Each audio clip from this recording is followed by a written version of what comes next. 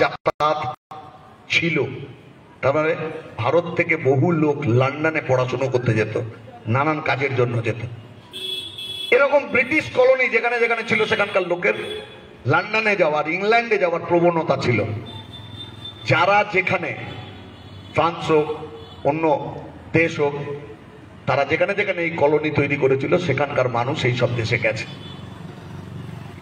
তার ফলে পৃথিবীর জনসংখ্যার অধিকাংশ মানুষ এই তিনটে ধর্মের মধ্যে আছে।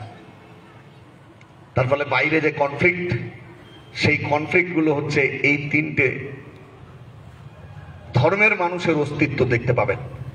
আজকে প্যালেস্তাইনে যে 52,000 লোককে খুন করা হচ্ছে, তার পেছনে আমি কি বলতে পারবো ইহুদি ধর্ম দায়ী? না, ইহুদি ধর্ম দায়ী না। ইহুদি ধর্মের কোন গ্রন্থে এ কথা লেখা নেই। তাহলে দায়ী কে? দায়ী হচ্ছে জায়নিজম। এই জায়নিজম হচ্ছে একটা বিকৃত তত্ত্ব, যে তত্ত্বটা নিয়ে ইসলামিক জেহাদের কথা বলে রংলি, ভুলভাবে। জিহাদের অর্থ তা না, কোথাও ধর্ম এই কথা বলে না, এভাবে নাশকতামূলক কাজ করো। ঠিক একইভাবে খ্রিস্টান ধর্মেই কি কোথাও আছে যার ভিত্তিতে হিটলার ইহুদি নিধনযোগ্য করেছিলেন? যার ভিত্তিতে ট্রাম্প বলছেন যে এখানে রিসর্ট বানাবো, গাজা স্ট্রিপ? এদের হাতে রাষ্ট্র ক্ষমতা, তার ফলে ট্রাম্পের কাছে হোয়াইট সুপ্রিমেসি এটা বড়। তার ফলে অ্যানার্কিস্ট কারা, টেরোরিস্ট কারা? ব্ল্যাক, অন্য ধর্মের মানুষ, এরা না।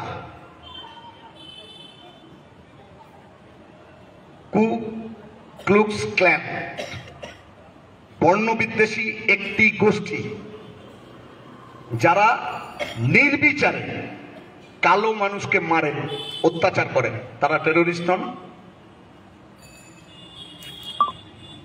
তাহলে মূল কথাটা হচ্ছে যে ফান্ডামেন্টালিস্ট ভাবনা, মৌলবাদী ভাবনা।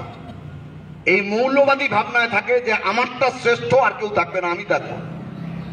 এই মৌলবাদী ভাবনা, তার দ্বারা পরিচালিত হচ্ছে বাংলাদেশে জামাত হেফাজত, এক ধর্মের রাষ্ট্র চাইছে। তার দ্বারা পরিচালিত হচ্ছে এখানে আরএসএস, বিশ্ব হিন্দু পরিষদ, বজরং দল, বিজেপি, তারা এক ধর্মের রাষ্ট্র চাইছে। এরাই জায়নিস্ট, এক ধর্মের দেশ, তাদের কর্তৃত্ব, তাদের আধিপত্য চাইছে। ল্যান্ড মানে ওখানে যা ল্যান্ড আছে, রিভার টু সি, এই পুরো জায়গাটা শুধুমাত্র ইসরায়েল থাকবে, আর কেউ থাকবে না। এটা নয়, কোন ধর্মে লেখা নেই, কিন্তু এই যে ওয়াননেস, এক, অন্য কাউকে আমি সহ্য করতে পারছি না, এটা মৌলবাদ। আর এটার ম্যানিফেস্টেশন সমাজের মধ্যে আসে হচ্ছে বিদ্বেষ, ঘৃণা, তার সাম্প্রদায়িকতা। আর এর ভিত্তিতে যদি কেউ এই অংশের মানুষ, এই বিকৃতি নিয়ে থাকা মানুষ, তার হাতে যদি গোটা রাষ্ট্রটা চলে আসে, তাহলে সেটা বিপজ্জনক হয়, অন্য অংশকে শেষ করে দেবে তারা। রাষ্ট্র ক্ষমতা তার হাতে, মিলিটারি পাওয়ার, মারণাস্ত্র, যেটা হিটলারের কাছে আছে, যেটা ট্রাম্পের কাছে আছে, যেটা এরদোগানের কাছে আছে, যেটা নরেন্দ্র মোদীর কাছে আছে, যেটা অন্য দেশের কাছে, পাকিস্তানের কাছে আছে, বাংলাদেশের সরকারের কাছে আছে। আর একটা দিক হচ্ছে এই অংশ যাদের এই রাষ্ট্র ক্ষমতা থাকছে না, তারা আঘাত করবার চেষ্টা করে ভিন্নভাবে। আবার কিছু জায়গায় কনস্ট্যান্ট, ধারাবাহিকভাবে কাশ্মীরকে কেন্দ্র করে এই চাপানুতোর, এটাকে ডিস্টার্ব করবার চেষ্টা